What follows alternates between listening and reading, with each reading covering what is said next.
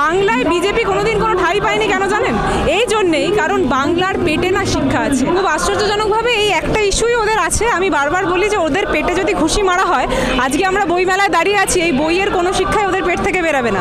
বারবার একটা জিনিসই বেরাবে, সেটা হচ্ছে হিন্দু মুসলিম এবং কিভাবে ভাগ করব, বাংলার মাটিতে ভাগ করে কিভাবে রাজনীতি করব, ওদের মধ্যে মূল উদ্দেশ্য এটাই।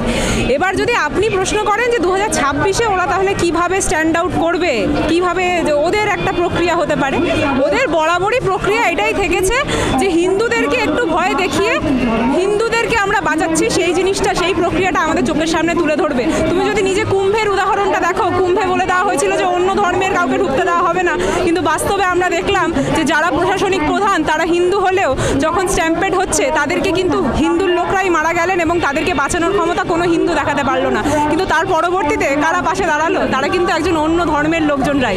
এবং বাস্তব কথা এটাই যে এটাই আমাদের বাংলার চিত্র, এটাই অ্যাকচুয়ালি মানুষ জাতির চিত্র, জানেন তো? কারণ আমরা মানুষরা কোনো বিভেদ জানি না, কোনো ধর্মীয় বিভেদে আমরা বিশ্বাসী নই। এবং বাংলায় বিজেপি কোনোদিন কোনো ঠাঁই পায়নি, কেন জানেন? এই জন্যেই, কারণ বাংলার পেটে না শিক্ষা আছে। আজকে বইমেলার মাঝখানে আমরা দাঁড়িয়ে আছি, এই প্রত্যেকটা বই, এখানে যেই মানুষের এত ভিড় দেখছেন, এত ঢল দেখছেন, প্রত্যেকটা মানুষই কিন্তু শিক্ষিত।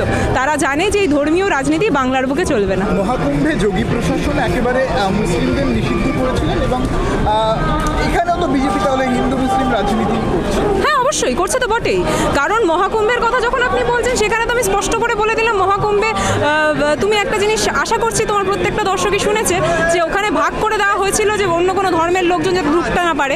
কিন্তু যখন হিন্দুর লোকজনেই স্ট্যাম্পেড হচ্ছে, সেই স্ট্যাম্পেড হওয়ার দায়িত্বটা কারা নিতে পারলেন? কোনো প্রশাসনিক যারা প্রধান ছিলেন তারা কিন্তু নিচ্ছে না, তারা কিন্তু দায়ভারটা ছেড়ে দিচ্ছে।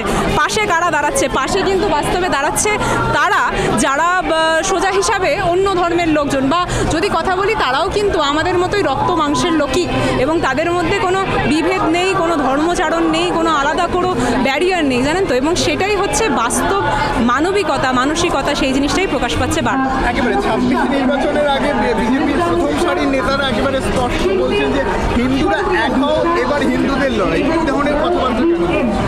হিন্দু, আমি তো বরাবরই বলছি যে ওদের হিন্দু বলা ছাড়া ওদের তো দুটোই অস্ত্র আছে। একটা হচ্ছে হিন্দু মুসলিম ভাগ করা এবং দ্বিতীয়টা হচ্ছে পাকিস্তানে স্ট্রাইক করব। সেই জিনিসটা হবে 26-এর একদম আগে, এবং আমি প্রত্যেকেই দেখবো যে ব্যানারিংয়ে কার মুখ করছে, সেটা হচ্ছে মোদিজি, এবং সেটা নিয়ে প্রমোশন কারা করছে, সেটা হচ্ছে বিজেপির প্রত্যেকটা নেতৃত্বরা।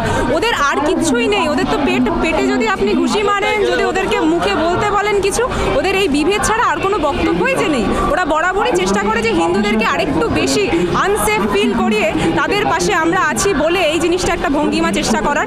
যেমন আমরা নদিয়ার একটা ঘটনা দেখলাম যে সেখানে মূর্তি ভাঙা হয়েছিল, এবং মূর্তি পরবর্তীতে যারা ভেঙেছে, সরস্বতীর মূর্তি যারা ভেঙেছে, তাদের মধ্যে থেকে 4 জন হিন্দু এবং 2 জন তারা কিন্তু বিজেপির পদাধিকারী। এটাই তো স্পষ্ট করে দিচ্ছে বিজেপির নোংরা রাজনীতির কথা। এর থেকে বেশি আর কি বলবো?